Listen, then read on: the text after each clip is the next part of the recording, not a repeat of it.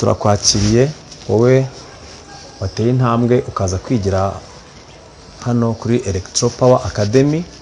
Banyita mwarimu Kubwimana Janvier.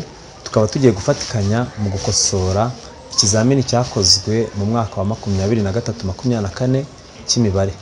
Tukaba tuzakomeza kugenda tubana mu bizamini by'indi myaka yahise kuri uyu munsi, ariko icyo tugiye gukurikira ni ikizamini cyakozwe mu mwaka wa 2023-24. Tuguha ikaze. So let's start on the first question. The first question was about write the following numbers in words. The number is 12,056,418. So as what you see here, is what you look here, is what you look here on whiteboard. Umubare iyo tugiye kwandika mu magambo. Iyo tugiye kwandika mu magambo no kuvuga ngo buri mubare ugiye ufite aho uteretse. Icyicaro cyawo no kuvuga ngo ni place value. Place value ahangaha ni imibare isanzwe, ibi ni ibinyagihumbi, aya ni amamiliyoni, hanijya habaho n'amabiliyoni, ariko uyu nguyu utangiriye mu kuvuga ngo iyi 12. Mukore 12 is a 12 million. Wandika 12 ko yakabaye ugahita urenzaho miliyoni. Iki cyiciro gikurikiye cy'imibare itatu urabona ko ari 56. Ko 0 ntabwo twavuga 056, no.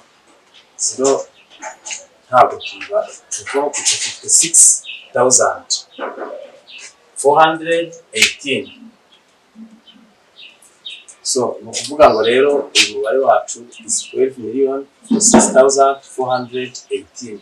It is very easy and it is very simple for everyone to write numbers in words. So question number 2 is about given the following digit numbers 80572. Write the biggest whole number formed by above digits. B of the second question is write the smallest number formed by above digits. Mu Kinyarwanda kino kibazo dushatse kugenekereza ni ukuvuga ngo kora umubare ukozwe n'iyi mibare iri hejuru. Ukuvuga ngo umubare munini ukozwe n'imibare 0, 8, 0, 5, 7, 2. Iyo tugiye gukora how we do, we form the way we form the bigger number formed by these digits. Buri gihe duhera ku mubare munini tumanuka mpaka tugeze ku mutoya. Urabona ko hano harimo 8, 0, 5, 7, 2, ariko umubare munini ugizwe n'iyi mibare 87,520. Yeah, it is 87,520. And the smallest B is write the smallest number formed by above digits. Answer is 20,578. So icyo bishatse kuvuga ni ukuvuga ngo hano uforminga the smallest number ni umubare mutoya ukozwe n'iyi mibare iri aha hejuru. Iyi mibare ni 8, it is 80572. So iyo tugiye kwandika umubare mutoya itandukanye n'umubare munini, ntabwo ngubu urabona ko umubare mutoya irimo ni 0, ariko 0 ntabwo ariyo duhera. 0 duhera ku wundi mubare mutoya, ahubwo 0 ikaza ikurikiye wa mubare mutoya. Ni ukuvuga ngo the smaller number is 2, and then 0 doesn't come for the first place, 0 it comes for the second place. So ni ukuvuga ngo 0 iza ku mwanya wa kabiri, ugahita ukurikizaho imibare uko igiye ikurikirana mu buto iyo turi guforminga smallest number. So question number 3 is subtract vertically 4,025,678. 4,025,678. 325,678 minus 2,478,529.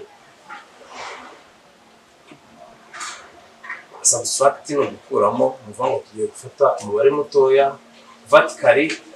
Subtract vertically no kubikuramo bisanzwe byayo uko dusanzwe dufata ibintu mu buryo buhagaze bw'amahembe nko mu mahembe, gukuramo ni mu mahembe cyangwa kugabanya no guteranya. Iyo tuvuze ngo guteranya vertically no guteranya mu buryo buhagaze. So we have uko mubibona no gukuramo bisanzwe 8 minus 9 is impossible. So we have to borrow from previous number. Previous number is 7. We borrowed 1 from 7 and we borrow 1/10. We borrow 1/10 here, then these ones it becomes 18. 18 minus 9 is 9. And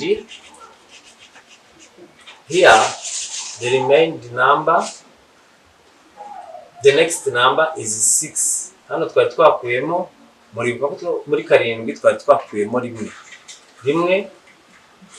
rimwe twakuyemo, twasigaranye gatandatu gukuramo kabiri kane, gatanu gukuramo rimwe, gatandatu gukuramo gatanu ni rimwe, hano gatanu gukuramo umunani n'ishoboka ko twatiriye kuri kabiri twatiriye umwana wasigara umwana wa 15 gukuramo umunani karindwi, noneho gatatu gukuramo kane, ikaba gukuramo kane uko bidashoboka nayo twatiriye hano kuri gatatu sigarana rimwe kane, 11 gukuramo karindwi kane, 12 gukuramo kane ni umunani, then gatatu gukuramo kabiri rimwe. Ndibaza iki kibazo nacyo it is very easy. Mathematics it's all about not commit the mistakes. So try to perform this operation carefully, because mu gihe uri gukora imibare nkuko yakunze kurangara cyangwa witekereza ibintu byinshi, kuko umutima ugomba kuba kuri iyi mibare. Once uzi imibare udatuje, kwibeshya birashoboka cyane. The fourth question is to convert 5,000 Rwandan francs into US dollars if 1 USD is equal to 1,000. USD in full is United States dollars. You know the countries have their different currencies. Ahangaha no kuvuga ngo tugiye kuvunja amanyarwanda 50,000 mu madolari, mu gihe idolari rimwe rivunja amanyarwanda inoti imwe y'igihumbi. So it is very easy to take the given amount of Rwandan francs and to divide the value of $1. So kuvuga ngo ukuntu tugiye kubikora, turafata aya amount quantity y'amafaranga y'amanyarwanda ni 50,000 quantity, divide the value of 1 USD. Value of 1 USD is 1,000 Rwandan francs. So iyo turi kugabanya mwishuri twarabyize, sinzi niba mwese mubyibuka. So here we have to simplify zeros, 1 0 and this 0, 0 and this 0, 0 and this 0, and we remain with 50 USD. Twari turi gukora iki? Twari turi gukonvatinga amanyarwanda 50,000 mu madolari. Question number 5 is to define the term scale. The scale calculates actual distance on the ground, which is proportional equal to the length available on drawing map. So formule y'uburyo ducalculating scale tuba dufite distance yo kuri map santimetero, ku rupapuro ntabwo hajyaho kilometero, ntabwo hajyaho metero, ntihajyaho uko wabaye guhaye kose, ugomba kubanza ukayishyira ibiri muri santimeter cyangwa milimeter. Urumva ni muri smaller units of length measurements. Noneho tugabanyije actual length yo iba ari nini cyane, ko mujya mubona ko scale baba batubwiye wenda it is 1 cm, it is 1 over 20,000. So ngo actual distance cyangwa actual length ugomba kuyikombatinga nayo ukabanza ukabishyira mu rugero rumwe. Akenshi drawing length ibiri muri centimeter, ariko iyi actual length mugira muri kilometer. Wowe munyeshuri ukurikiranye video ntuzabure kubanza gukombatinga kilometer into centimeter, because you can't divide the measurements of different units. So the next question number 6 is round off 5.297 to nearest hundredths. So it means round off to the nearest hundredths. Here it is the round off of decimal numbers. 500.297 is decimal number, is not a whole number. So gukora round off ni nko kwa en français, wera tuvuze mu gifaransa nibyo twita kwa arrondissa, cyangwa se nko kwa arrondissa kwa en français c'est arrondir. So round off 500 to iyi mibare y'ibice rero iyo tugiye kwa arrondissa ni ibintu byoroshye. So tuba turabanza tukifashisha iyi table of place values. So ones, this 5 is ones. We come first, we put the point here. Okay, iyi point birimo hagati turabanza tukayiplacinga hagati ya tenths and ones. The place value of decimal numbers ntabwo ihera kuri ones. Please, ibi ngibi turabizi kuko mu wa gatandatu iri ni isomo ryo mu wa gatanu. Nuvuga ngo place value of decimal numbers ihera kuri tenths, hundredths, thousandths, 10,000ths, and we continue tugakomeza kugeza aho umubare ugarukira. Ariko place value of whole number yo itangira kuri ones, tens, hundreds, thousands and 10,000s. So tugiye kuyishyiramo hano muri table kugira ngo twite dukora rounding, twite tuyiroundinga to the nearest number. So here we have 5 point jyamo hano nkuko nari nayishyize hano nuko mbona byenda kwegerana, ariko 5.297. So iyo tugiye gukora kuroundinga number to the nearest place value, baba duhaye place value y'iyo number tugiye kuroundinga ahantu iteretse. Ni ukuvuga ngo turabanza tukareba the interval, tureba uwo mubare. Iyo umubare uri hagati ya 1, 2, 3, 4, 5, uwo mubare uri hagati ya 1, 2, 3, 4, 5, nearest hundredths ntabwo ari hundredths tugiye kwibazaho. Ni ukuvuga ngo ni nearest to the hundredths. Nearest to the hundredths is this 9, but nearest to the hundredths is this 7. Okay, iyo uyu mubare uri muri iyi interval y'imibare yiri muri iyi range ya 0 1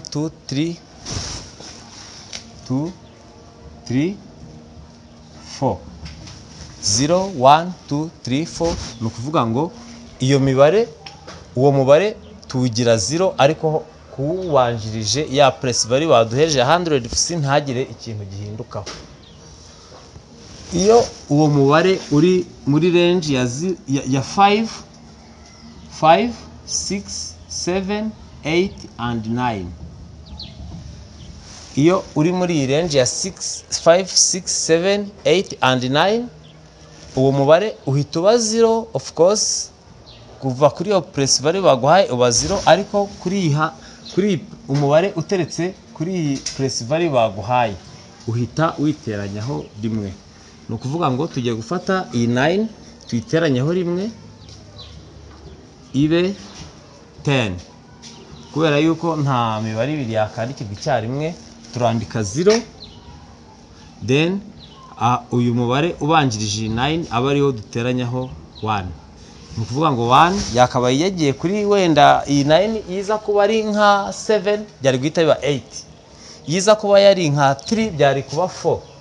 Alright, so kubera yuko ari 9 ibaye 10 turandika iyi 0, 1 tuyishyira aha ngaha, ubwo 1 turayiteranya kuri iyi 2 bibe 3.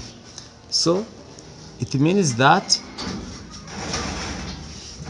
round off of 5.297 to the nearest hundredths, it is 5.30.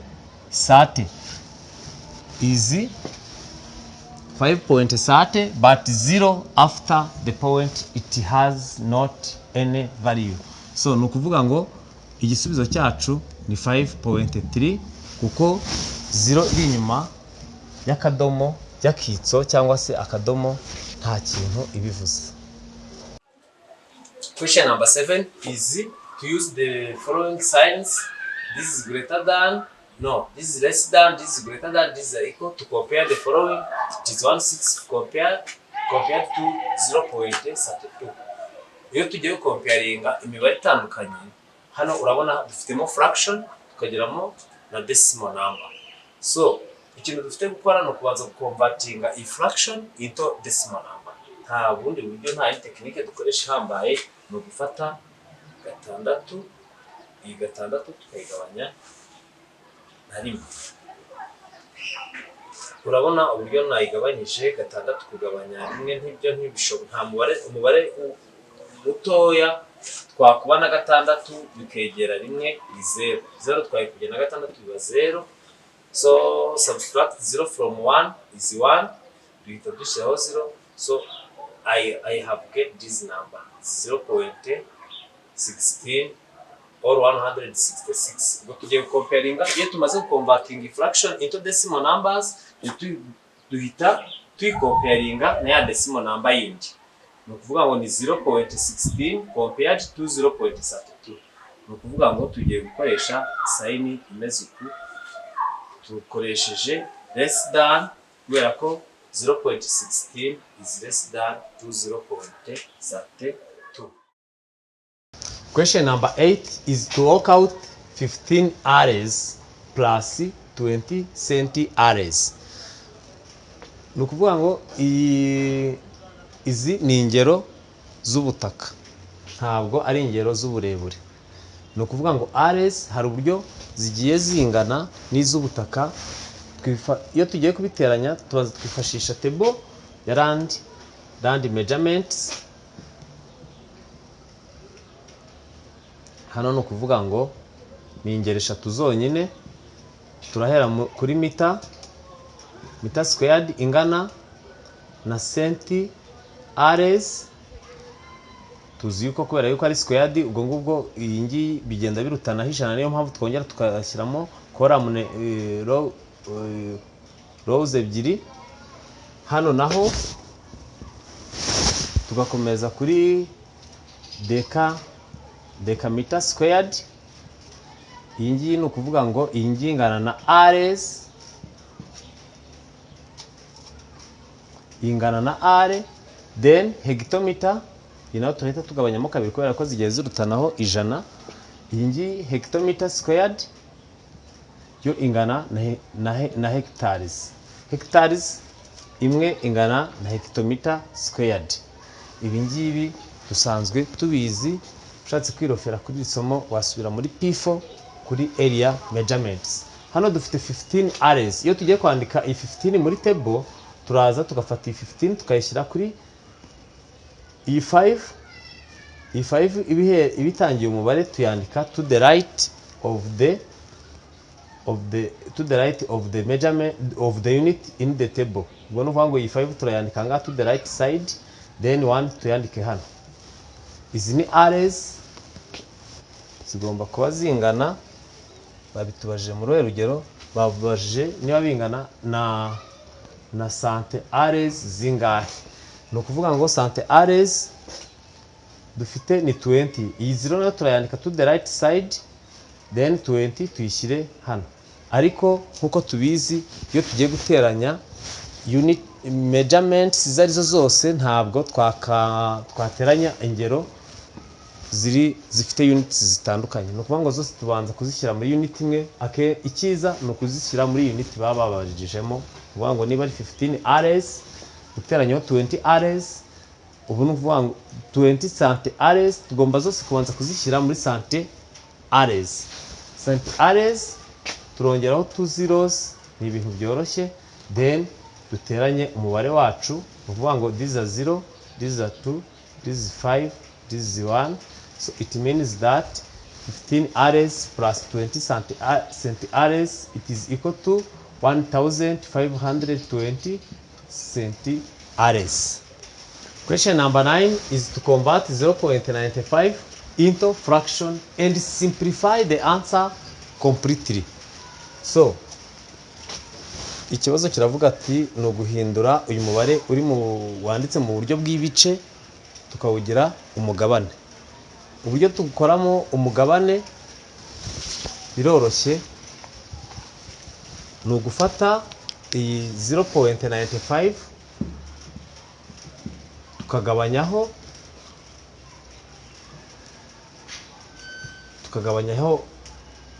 uhita dushyiraho rimwe, then icyakorohera no kubanza ukandika rimwe, then ukabara imibare iri inyuma y'iyi point. If it is 2 ukongeraho 2 zeros, okay, then ugahita ukoraho uyu mubare bikaba 95 over 100. Hano baba batubwiye and simplify the answer completely. Simplify the answer, simplifyinga tureba equivalent fraction of this fraction which is smaller. Ubwo nuvuga ngo tugiye kureba umubare twagabanya for both numerator and denominator, tukabona fraction iri ntoya cyane ku buryo bushoboka. Hano umubare twakoresha ni 5. Let's divide 5 for both sides and we get here it is 19 over 20. So the answer is 19 over 20. Question number 10 is simplify completely also a cubic b squared a power 4 b and c. Hano iyo bimeze uko nguko, hano nubwo nta times birimo, iyo harimo times urayibona, ariko iyo nta times irimo, it means that here we are going to take a power 3 times a power 4 times b squared times b times c. So it means that here it is very easy. So when we are times the bases, the indices with the same base. When we are times indices, the multiplication of indices with the same base, we just copying the base and we found the sum of the powers. So it means that here it is a power 3. Here as what you have seen, it is a power 3 plus 4. This is 3 plus 4 because a and a, they are the same base. B also and B, they are indices of the same base. Here it is B,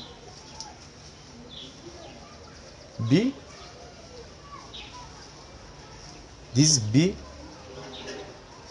it is B power 2 and B without number. When there is no power, always here there is power 1 because 1 umubare wose upawarinzeho 1 nubwo itabiriho unayishyizeho nta kintu bihindure ko a a power 1 is like a.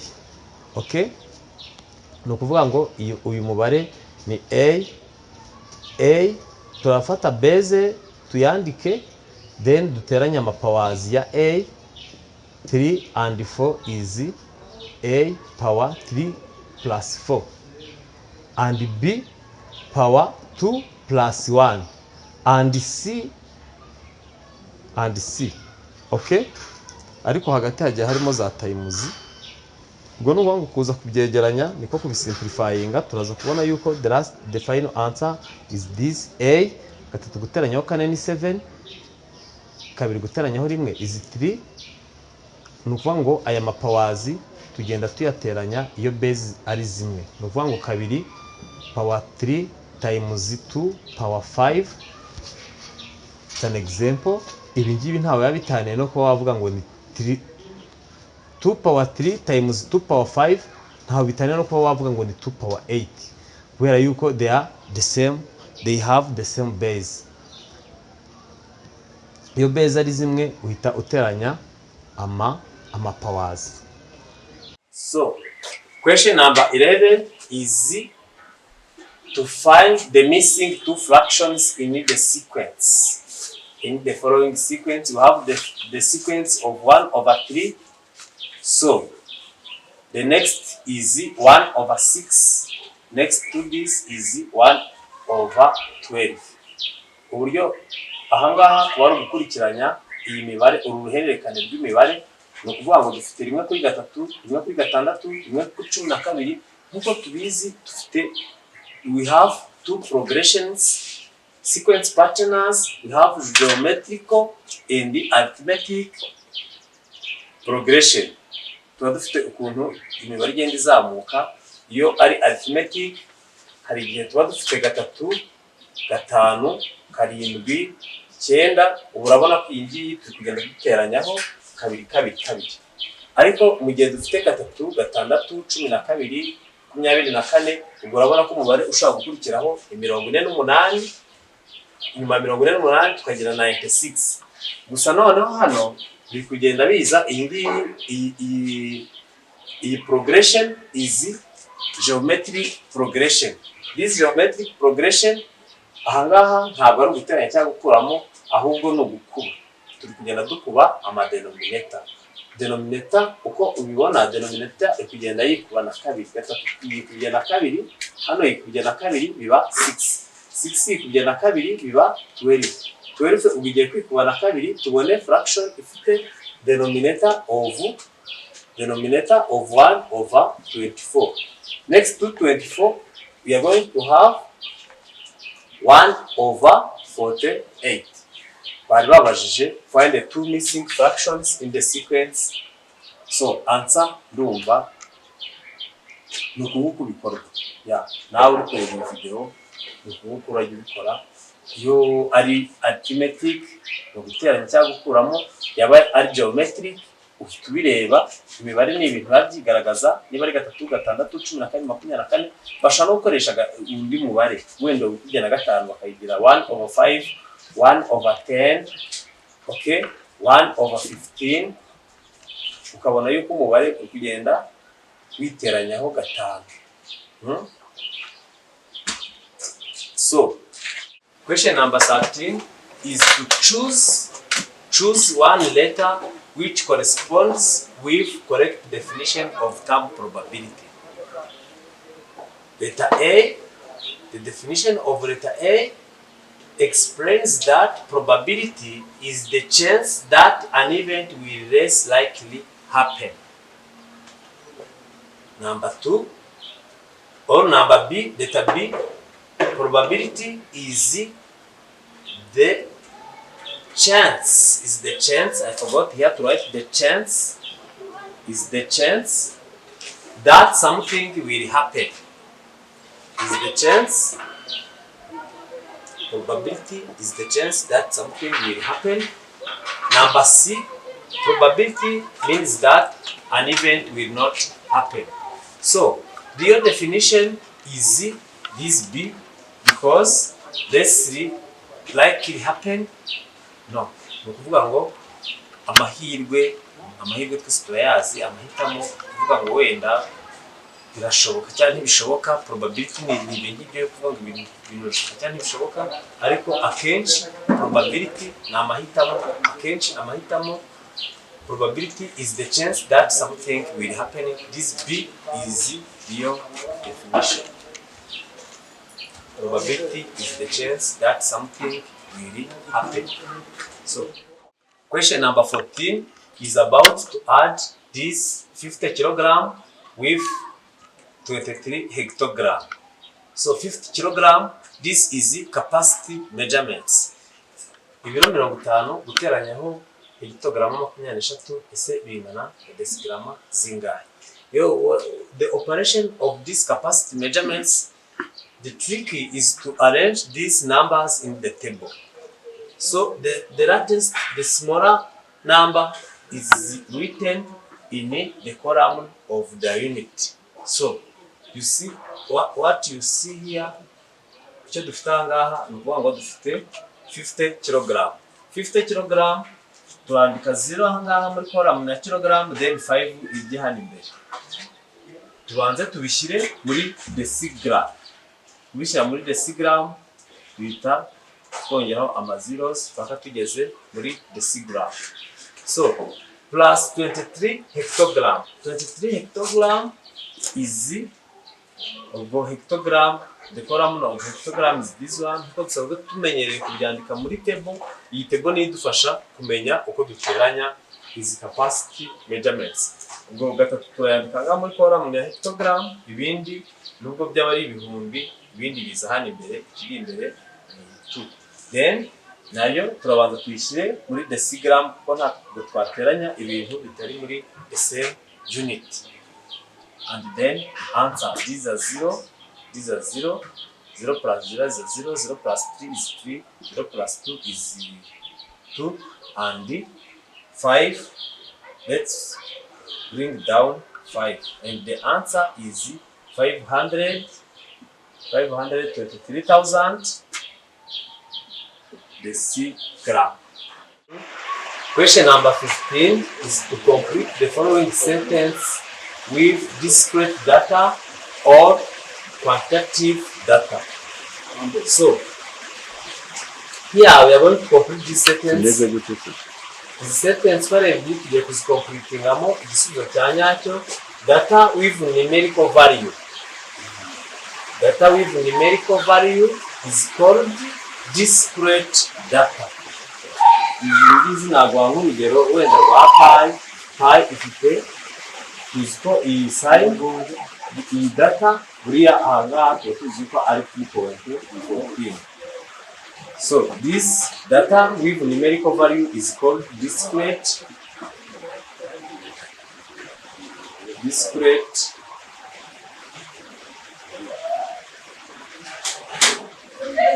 data. So then data for numerical value can be whole numbers. Such data is called quantitative data. This is quantitative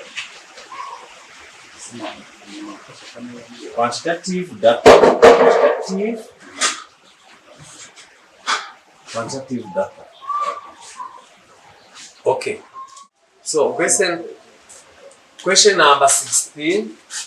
Share equally 15 books among 5 schools. How many books will each school get? There you go. How many books will each school get? Ahangaha ikibazo kiravuga kiti ibitabo 15,000 byagabanyirijwe amashuri 5. Ubwo ngubwo buri shuri byatwaye ibitabo bingahe? Kugira umenye sayi ukoresha ugomba kubanza ugasoma problems ukayumva, then ukamenya uti muti bari kubaza. Share equally 15,000 books among 5 schools. How many books will each school get?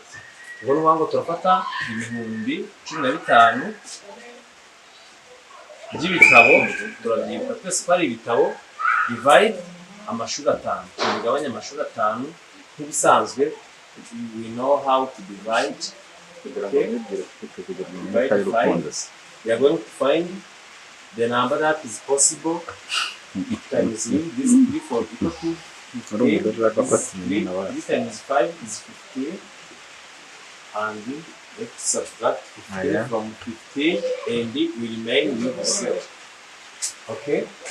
Aya mazira tukaba asigaye dukuyashyira aha ngaha ariko each school get 3,000 books.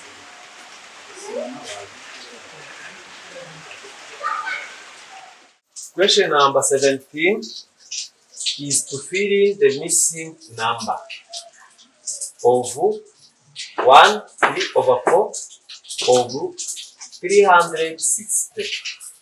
First, uko mubireba ni ukuvuga ngo turuzuza aha ngaha umubare ubura, ariko umubare ni uyu mubare ugeretse this mixed fraction of this number. This fraction is called mixed fraction. Ntabwo twahita tukuba nko gutya ngo bishoboke. We have to convert this mixed fraction into improper fraction. Nibyo aha ngaha nagerageje gukora. Fata tuzi yuko dufata i4 times 1, dufata i4, dufata denominator tukayikuba na quotient, then icyo tubonye tukacyadinga kuri numerator. 4 times 1 is 4. Then 4 plus 3 is 7. Ubwo iyo tumaze kubona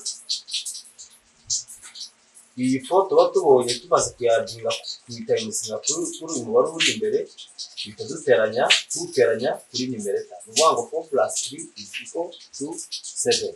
So ubwo fraction tugiye kugira turandika i7 tuba tubonye ikiba numerator, then denominator ikaguma ari yayindi, denominator yaguma ariko, then ubwo tugize fraction of 7 over 4 of 360. Iyo bavuze ngo fraction of a number, nk'uko ushobora kuvuga kimwe cya kabiri cy'abanyeshuri wenda 30, ukahita uvuga kimwe cya kabiri cyabo ni ugufata 1 over 2 times 30. Niba tuvuze ngo ni 2 over 5 of 1,000, an example, 2 over 5 of 1,000. Ubwo ni ukuvuga ngo ni 2 over 5 tukubiyeho icyo gihumbi. Nuko bikorwa. So ubwo ni ukuvuga ngo tugiye gufata 7 times 0 36. Iyo tuba fraction buri gihe imagine ko hano hari 1. So when we are timesing fraction, we multiply numerators. Bamara tukahita twongera tukabigira numerator. Numerators turazitimes ukwazo. 360 times 7 is a 0. This is 42 is 2. Let's keep 4 somewhere here. 7 times 3 is 21. With this 4 it becomes 25. So numerator is 200, 2,000, 2,520. Then numerator it is 4 times 1. This is 4. So we simplify. We are going to simplify to the simplest form. Reka tugabanyeho for both side 4. Dukore icyo bita equivalent fraction. Equivalent fraction ni igihe twafashe iyi number tukayidivayidingaho 4, tugafata n'iyi number nayo tukayidivayidingaho 4. Ubwo iyo tugabanyijeho umubare uri hasi no hejuru ni nkaho nta kintu kiba cyane. Ubwo hano tugiye gufata 2,520 tugabanye 4, dushyiremo 6, tubone hano ko ari 24,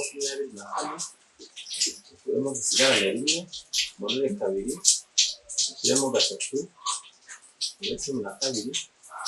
Okay, then mbonere 0, dushyiremo 0, 0 ni 0, ubwo ni ukuvuga ngo uyu mubare 7 over 4 of this number is equal to 630. Is equal to 630. So question number 18 is to find the next two numbers in the following sequence. Before we did the sequence or followed geometrical progression. Now this sequence is not followed geometrical progression. This is arithmetical progression because ahangaha uko mureba izi number ukuntu zigiye progressa. The progression of this number is 3, 7, 10. Urabona yuko nta gukuba kurimo nta kugabanya kurimo no kuvuga ngo ibi bigenda bizamuka bitewe nuko hari umubare wiyongereye. But the difference of these two numbers hano harimo 3. So no kuvuga ngo 4 plus 3 is 7. 7 plus 3 is 10. Ubwo two next numbers turaza gufata 10 duteranyaho 3 tubone 13. Another number is 13 plus 3 tubone ko ari 16. So question number 19 is about to use quick multiplication to calculate 56 times 11. Niba bavuze ngo quick multiplication twese tuzi ko ari uburyo bwihuse bwo gukuba. Niba baguhereje uyu mubare umeze utya 56 kuba 11 hari uburyo bwihuse bwo kuba uyu mubare tutarinze twajya muri za nzira dusanzwe tuzi gukoresha. Tugomba gukoresha ubwo buryo bwihuse bwiga mu mwaka wa gatanu. Ni ukuvuga ngo turafata 50 times 0 10 tubonye tuteranyeho wa mubare ni 56. Ahangaha tubona ko ari 500. Alright, ubwo 500 tuza guteranyaho 56 turaza kubona yuko ari 500 bitanye 56 turabona ko ari 6 5 ubwo ko answer yacu ari 556. Okay. Question number 20 is to find the complement angle. Complement angle of angle 60. Buri gihe complement angle ni angle iba applied ku yindi angle kugira byemeze right angle. Iyi complement angle tuyikoresha mu gihe turi gushaka imfuruka ebyiri zakiteranya kugira ngo ziforminge right angle. Ni ukuvuga ngo right angle twese tuzi ko ari 90. Okay, noneho iyi n ntabwo izwi, it is n plus that angle 60% 6 degrees niyo igomba kungana na 90. Ni ukuvuga ngo iyi n irangana na 90 dukuyemo 60 degrees. 90 degrees minus 60 degrees. Ubwo ni ukuvuga ngo n yacu iraza kwingana na 30 degrees. So ibi ngibi ni ukuvuga ngo iyi angle iyi tuyitire na 60 ndabona iri ariyo ntoya hano ubwo arangana na 30 degrees. Dufashe iyi 30 tukayiteranya kuri 60. Ubwo ni ukuvuga ngo complement of this 60 is this 30. Ni ikintu ni angle ibiburaho kugira ngo byuzuze ya right angle. Question number 21. How many poles are required to make a circular garden fence of 45 meters if the poles are 5 meters apart? So, kino kibazo kiravuga ngo how many poles, ni nk'amapoto angahe twakoresha dukorutira umurima cyangwa se tuzengurutsa umurima ayo mapoto niba intera iri hagati y'ipoto rimwe n'irindi ari metero 5. Iyo baduhaye gutya bakaduhereza distance bayiduhaye ingana na 45 meter. Then intervals length of intervals nayo ni 5, it's 5 meter. So formula uburyo dushakisha izi number of poles, tuba tugomba gufata iyi distance tukayigabanyaho number of length, tukayigabanyaho length of intervals, then tugateranyaho 1, then you add 1 on it. Ubwo numva ngo ikintu tugiye gukora, tugiye gufata 45 over 5 meter plus 1, which is equal, this is 9, it is 9 plus 1, it is 10 poles. Question number 22. If a test started at 8:40, it is a quarter to 9. It is a quarter to 9 and ended at a quarter to 11. How long did the test take? Ubwo no kuvuga ngo iyo tugiye gucalculatinga duration, ikintu tubazwa hano ni duration. Niba test yaratangiye saa 8 z'amanywa igasozwa saa 10:45, bari kutubaza igihe iyo test yafashe kugira ngo irangire. Aha ngaha ibanga rihari, dufite starting time which is equal to 8:45 minutes PM, and ended time which is 10:45 PM. The way we calculate this duration, we take ended time, dufata igihe igikorwa cyarangiriye, niba ari test twarimo, niba ari aho twari tugiye, turafata ended time dukuremo stated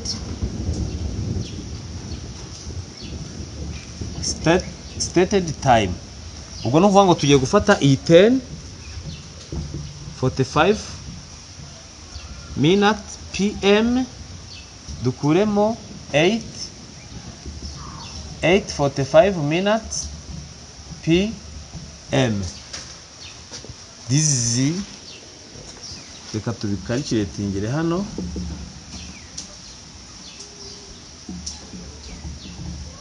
gukuramo 8:45, iminota tuyikuramo kwayo, this is 0.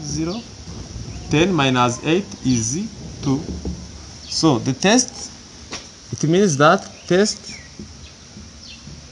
took 2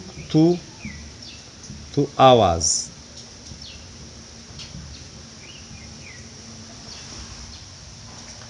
Okay, let's continue with next question. Number 23. Work out 3/4 plus 1/2. Ubwo tubona is fractions ko ari ebyiri, tugiye gufata 3/2 duteranyeho 1/2. Hari itegeko rivuga iti iyo muri denominators, iyo ari imwe yari multiple, iyo zombi iyo zikubana, iyo bishoboka kuba imwe yakwinjira, cyangwa se they are multiples each other. Dukora iki? Tureba denominator nini ukaba twayigira kuko kabiri gikuba kane birashoboka, kandi no kwigabanya birashoboka. Ni ukuvuga ngo dufata umubare munini ukawugira denominator, uwo kane ko ariyo nini denominator, iyo tumaze kubona common denominator, iyo tumaze kubishyira kuri common denominator, dufata common denominator tukayigabanya denominator of the first fraction. Turafata denominator tukagabanya denominator of the first fraction, then that we get, we times it with numerator. Nufata ikare tukayigabanya n'iyi kare, tukabona rimwe, twamara kubona iyo rimwe tukayikuba numerator. 1 times 3 is, ni ukuvuga ngo turafata 3. So reka mbirambure kugira tubone neza. Is 4, tugabanyaho 4 muri parentheses, tugatimes ngaho numerator ni 3. Iyo situation ya mbere. Situation ya kabiri turafata iyi 4 dividing plus 4 divided 2. 4 divided 2 times 1. Okay? It is very easy. 4 divided 4 is 1 times 3 is 3. Plus 4 divided 2 is 2 times 1 is 2 over 4. This is equal to 5 over 4. Very simple. Next question. Find the perimeter. The perimeter of rectangular. Find the perimeter of rectangular garden whose length and width is 15 and 10. 15 meter and 10 respectively. So the perimeter of rectangle, it is equal. Uburyo dushakamo ahagana gushaka umuzenguruko wa jaride iri rectangle, ni ukuvuga ngo ifite ubuso, ifite uburebure bungana na metero 15, ikagira n'ubugari bungana na metero 10. So ngo nukuvuga ngo twese tuzuye formula of find perimeter biroroshye kubera ko perimeter properties za perimeter ifite two sides equal, hari side ebyiri ziba zingana n'izindi side ebyiri zingana, ntabwo ari nka square ngo side zose zirangana. Oya, ni ukuvuga ngo uru ruhande rungana n'uru n'uru rungana n'uru, nidufata izi length plus length plus width plus width, cyangwa se bikangana na 2 length plus 2 width. Tubishyize muri tubishyize an evidence kwa sorry 2 tugasigarana length plus width. Iyi akaba ari formula ivuga yuko perimeter of rectangle ingana na length plus width in parentheses times 2. Iyi formula uyizi please kuva P2, P3, P4, P5. Na n'uyu munsi none urabona ko mu kizamini cya leta nta kibazo batakubaza. Ubwo perimeter irangana na 15 meter plus 10 meter in parentheses times 2. Ibyo bikore neza utaza kwibeshya, ibiri muri parentheses urabanza kubiteranya ukabishyira hejuru, urabona ko ari 25 meter. Then ubwo 25 meter times 2 nabyo biraza kungana na 50. Question 25. Question 25. Exterior angle of regular polygon is 72 degrees. Calculate its interior angle. Ikibazo kiravuga kiti imfuruka yo hanze ya polygon ingana na 72. Calculate its interior angle. Dufite itegeko rivuga yuko iyo dufashe interior angle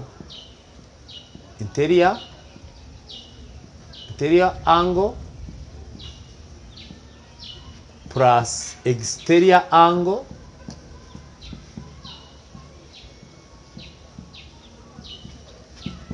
bingana, izi angles zombi iyo ziteranyije ziduha ya angle iri straight 180 angle. So it means that this batubajije bari kutubaza findinga interior angle mu gihe dufite exterior angle ingana na 72. It is very easy. It is interior angle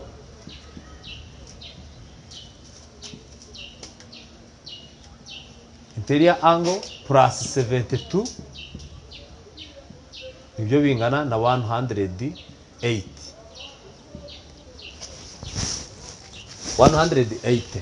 So nukuvuga ngo iyi interior angle ninandika IA ngo murabyumva ko ari interior angle iraza kungana na 180 minus 72 kugira tubone indi exterior angle.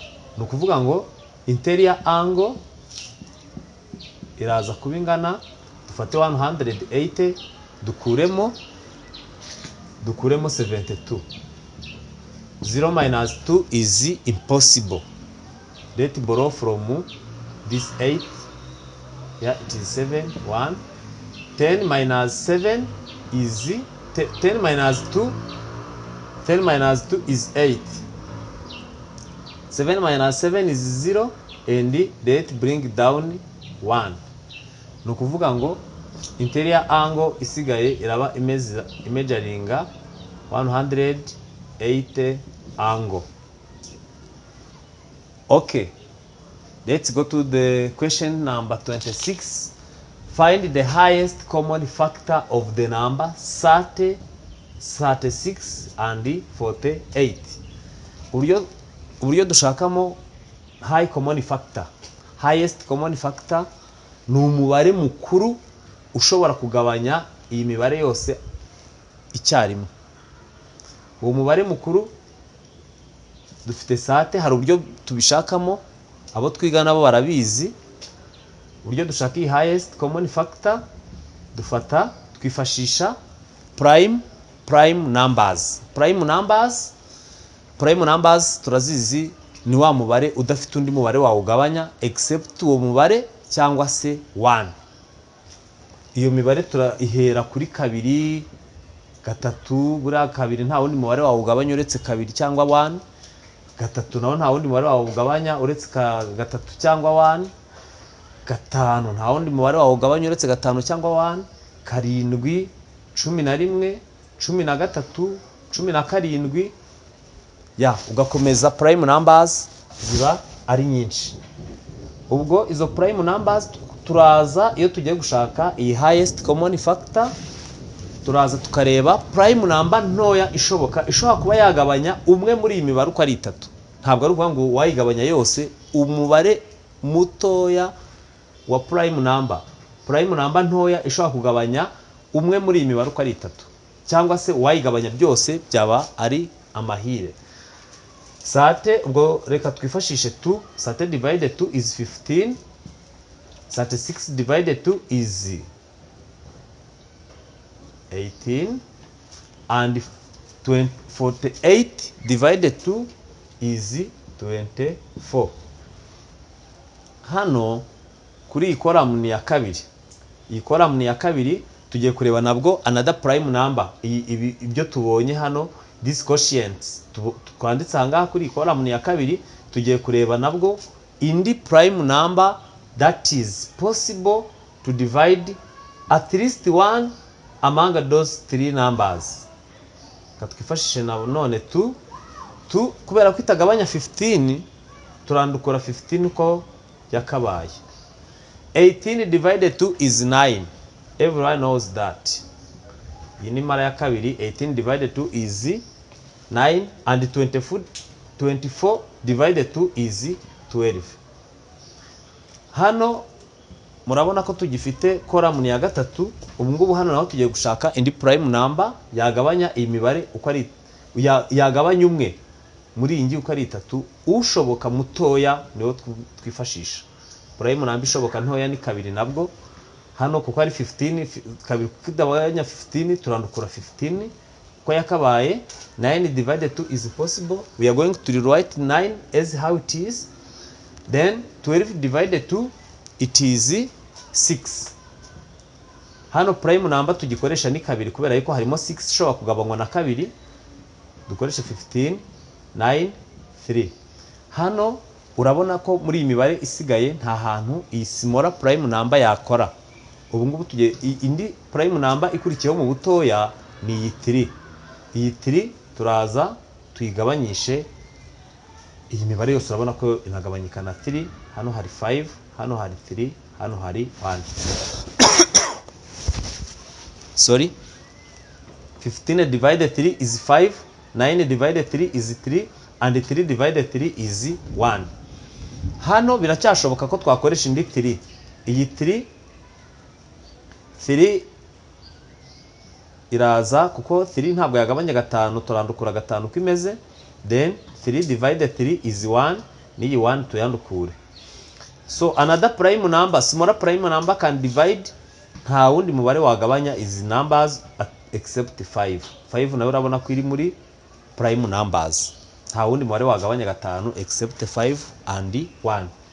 So 5 divided 5 is 1 1 1. Mu gihe tutarabona aya mawani hasi, ikibazo cyacu kiba kitari cyarangira. Kugira tubone highest common factor, turaza kuyibona gute? Turareba umubare wagerageje kugabanya these three numbers at the same time. Iyi kabiri yagabanyije, ko yagabanyije 30 tubona 15, igabanya 36 tubona 18, igabanya 48 tubona 24. Turongera tuza kuri uyu mubare wa kabiri. Uyu mubare wa kabiri ntabwo iyi 2 yegeze igabanya imibare yose at the same time, kubera yuko iyi 15 ntabwo yegeze igabanywa na kabiri. Iyi ngiyi yagabanyitse ariko iyi 15 yivanzemo. Kuri iyi column ya gatatu nabwo 15 na 9 ntabwo byagabanyije, kabiri yagabanyije 12 only. Hano naho ntabwo byakunze, na hano nabwo ntibyakunze, kubera yuko 15 na 9 nabwo ntabwo kabiri yabigabanyije, ariko iyi 3 yagabanyije 15, igabanya 9, igabanya na 3, kuko twabonye hano 5 tubona 3 tubona na 1. So ahangaha naho ntabwo byakunze, kuko 3 ntabwo yagabanyije 5, naho ntibyakunze kuko 5 ntabwo yagabanyije 1 na 1. So ni ukuvuga ngo dufata imibare yagerageje kugabanya 3 numbers at the same time tukayikuba. Ubwo turafata 2 tutayimuzingeho 3, tubone yuko HCF yacu ingana na 6. Ni ukuvuga dukalculatinga HCF. Question number 27 is to find the value of x in equation 3 in bracket x plus 1 is equal to 9. Ahangaha kino kibazo cyo kuzolvinga kiroroshye kuko uburyo tugikora ni uburyo bworoshye.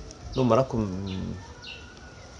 dufata ibiri muri bracket tukabanza tukabikuramo. Tubikuramo gute? Ni ukuvuga ngo turafatiye gatatu tuyikubishe kuri x, twongere tuyikubishe kuri 1, tube turi movinze bracket first of all. Turafata ubwo ni 3x plus 3 iraza yikube kuri x, tugire 3x 3 yongere yikube kuri 1 plus 3, tubone ko bingana n'iyi 9 baba baduhaye. Okay, 3x is an unknown number.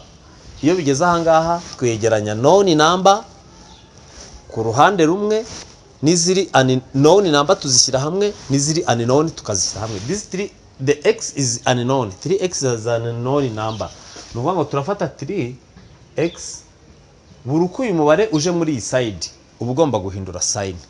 Ni 9, kuko ahangaha yari positive 3, ubu hano irahita iba negative 3. Ibi nabyo turabizi cyane, kuko iyo ihinduye igiye mu yindi side ihindura sign, n'ikivuye ahangaha kijya ahangaha nacyo gihindura sign. So ni ukuvuga ngo iyi 3x is equal to 6. Iyo bigeze ahangaha, iyo tumaze gukuramo izi, hari igihe tuzikorera difference or sum. Hano tuhita tudividinga for both side 3, n'ahangaha 3. Then izi ngizi zigasimplify ingana, tukabona yuko x ingana na 6/3. So it means that x is equal to 6/3 is 2. Our x is equal to 2.